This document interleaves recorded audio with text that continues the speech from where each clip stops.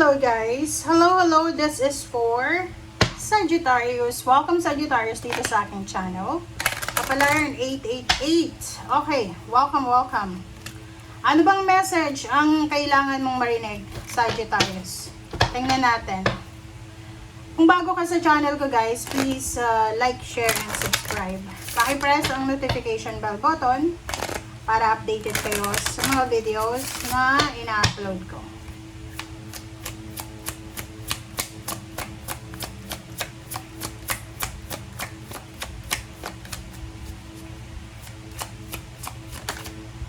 Alright, mother. Wow.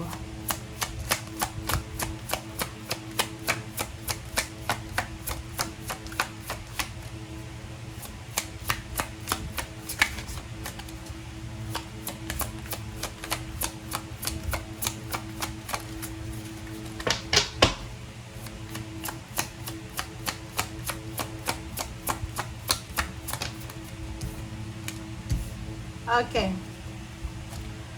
Sa nakikita ko sa'yo dito, nakikita ko na kung ikaw ay mother, nakafocus ka sa anak mo. Kung ikaw ay mother or parent.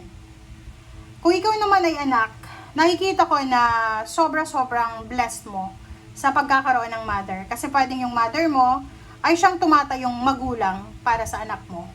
So, hindi lang siya nanay mo, kundi nanay siya ng mga anak mo. Diba? Parang ang ganda. And yung arts na to, ito yung guitar. Sinasabi ng bara sa'yo na marami kang pinagdaanan sa guitar sa buhay. Parang ganon, diba? Marami kang pinagdaanan, ups and downs, ganyan, ganito. Pero, hindi ka nag-i-stay sa kung ano pa man na down moment mo. So, kahit anong mangyari, nakaka-recover at nakaka-recover ka. Parang ganon lang yun eh, ano ng gitara, ups and downs kasi siya, 'di ba? So may mga ups and downs kayo, pero naandyan yung mother nyo, or kung ikaw yung mother, naandyan ka para tulungan yung mga anak mo during their ups and downs. Okay? Problema, happiness, or kung ano pa man.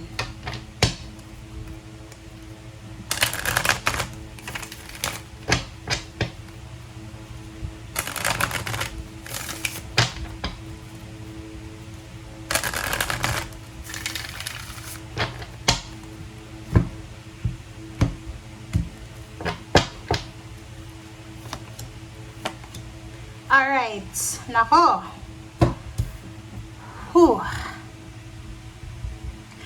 Masaya ka. Sa nakikita ko sa'yo dito, yun na nga, marami kang ups and downs, Sagittarius. Marami kang ups and downs. Pwedeng galing ka sa heartbreak, galing ka sa, like, for example lang, sa relationship, pwedeng ikaw ay niloko ng iyong asawa, ng iyong boyfriend, girlfriend, or ka-live-in partner. Pero sa ngayon, masaya ka na. Parang, siguro few months ago or few years ago, umiyak ka, syempre. Umiyak ka, nalungkot ka, nahirapan kang makarecover. Pero ngayon, nakikita ko na you're celebrating. You're celebrating, you're happy, you are, parang nakarecover ka na. So, nakikita ko sa'yo dito na this is development para sa sarili mo, syempre. A good karma also.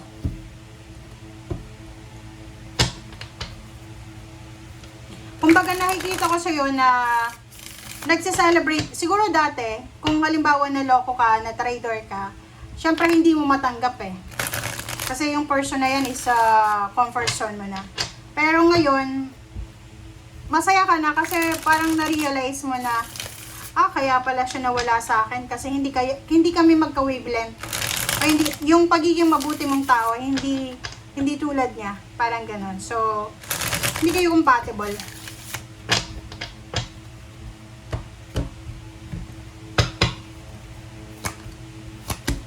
Okay, Page of Cups and the Justice. So, nakikita ko sa'yo dito, talagang ibibigay sa'yo ng universe yung karma.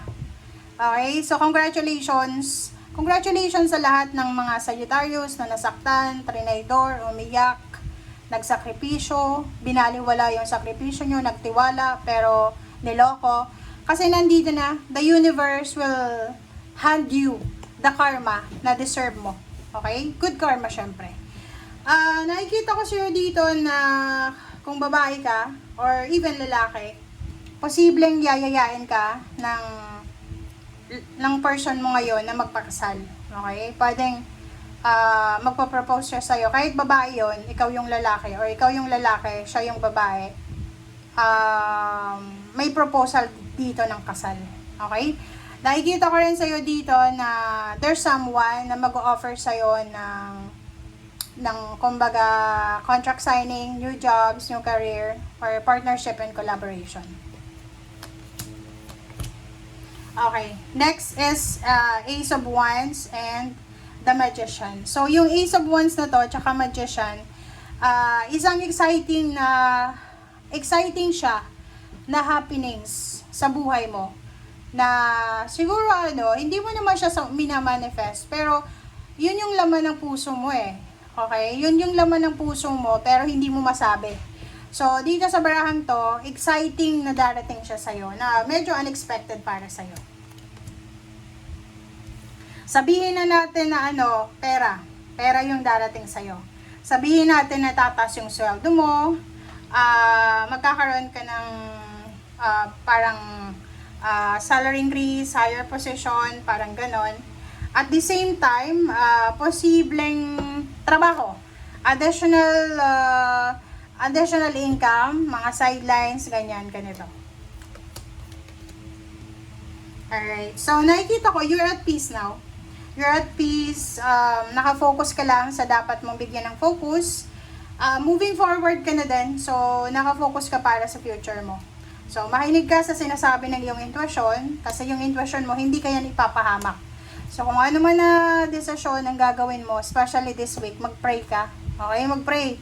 Pag-pray mo yung decision mo. Kasi yun yung pinaka-importante. You have the strong connection with God. Okay? Nakikita ko rin na nagpaplano kang mag-save ng pera.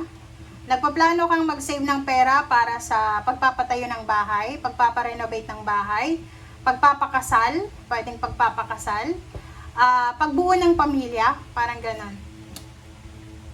Another is Six of Cups. Babalik ka sa dati, parang ganon. So, kung isa kang OFW, posibleng ikaw ay nagpaplanong umuwi ng Pilipinas, or kung nasaan ka man, posibleng ikaw ay nagbabalak na umuwi sa lugar kung saan ka isinilang. Nakikita ko na posibleng kung halimbawa matagal kang nanirahan sa ibang lugar, pwedeng babalik ka sa lugar kung saan ka komportable, babalik ka doon sa lugar na tahimik, na doon ka magkakaroon ng peace of mind. Okay? Thank you guys. Bye!